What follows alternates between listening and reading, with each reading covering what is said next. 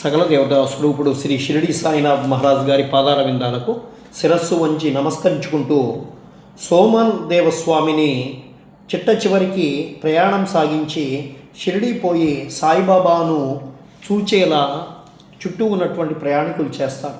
సోమదేవస్వామి మసీదుకు దిగువ నుంచి బాబాను దర్శించగానే అతని మనస్సు కరుగుతుంది, అతని కళ్ళు నీటితో నిండుతాయి, గొంతుక ఆర్చుకొని పోతుంది, అతని కుంటి ఆలోచనలన్నీ అడుగంటిపోతాయి. ఎచ్చట మనస్సు శాంతించి ఆనందమును పొంది ఆకర్షించబడునో అదే మనము విశ్రాంతి పొందవలసినటువంటి స్థలము అని తన గురువు చెప్పినటువంటి దానిని జ్ఞప్తికి తెచ్చుకుంటాడు.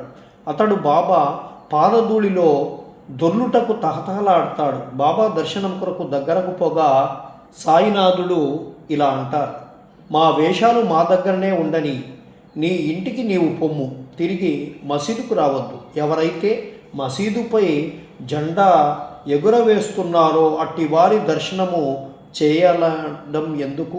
ఇది యోగి లక్షణమా? ఇక్కడొక్క నిమిషం కూడా నీవు ఉండవద్దు అని చెప్పి అంటారు.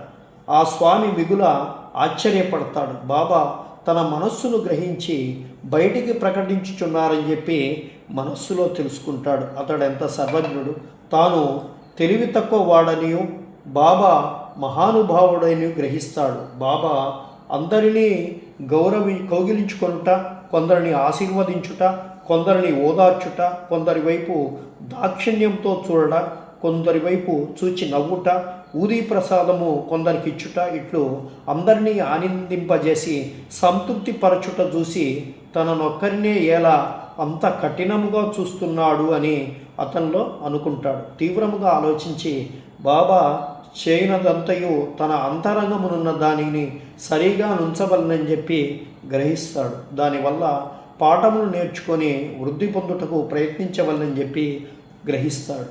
బాబా కోపము మూరల రూపంలో ఉన్న ఆశీర్వాదమే అని అనుకుంటాడు. కొన్నాళ్ల పిమ్మట బాబా యందు అతనికి నమ్మకం బలపడుతుంది. అతడు బాబాకు గొప్ప భక్తుడుగా మారతాడు.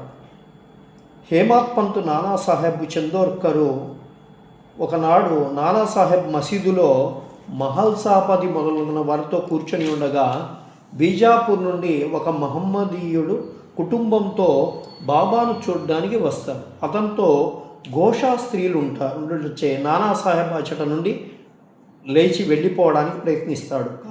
కానీ బాబా అతన్ని నివారిస్తాడు. స్త్రీలు వచ్చి బాబా దర్శనం చేసుకుంటారు. అందులో ఒక స్త్రీ ముసుగు తీసి బాబా పాదాలకు నమస్కరించి తిరిగి ముసుగు వేసుకున్నాడు.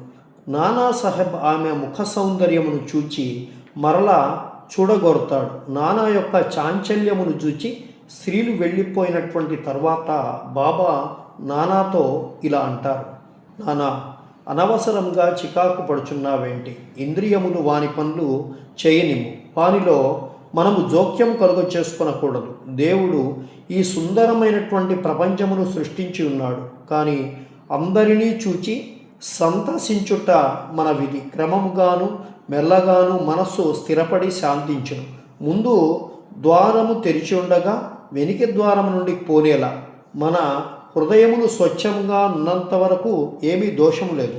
మనలో చెడ్డ ఆలోచన లేనప్పుడు ఇతరులకు భయపడనేలా నేత్రములు వాటి పని అవి నెరవేర్చుకొనుచున్నాయి. నీవు సిగ్గుపడి బెదిరిపోయేదవేలా అని చెప్పి అంటారు. శ్యామ అచ్చటనే ఉండెను, కానీ బాబా చెప్పిన దాన్ని గ్రహించలేకపోతాడు. ఇంటికి పోయి దారిలో శ్యామ ఆ విషయమై నానాను అడుగుతాడు.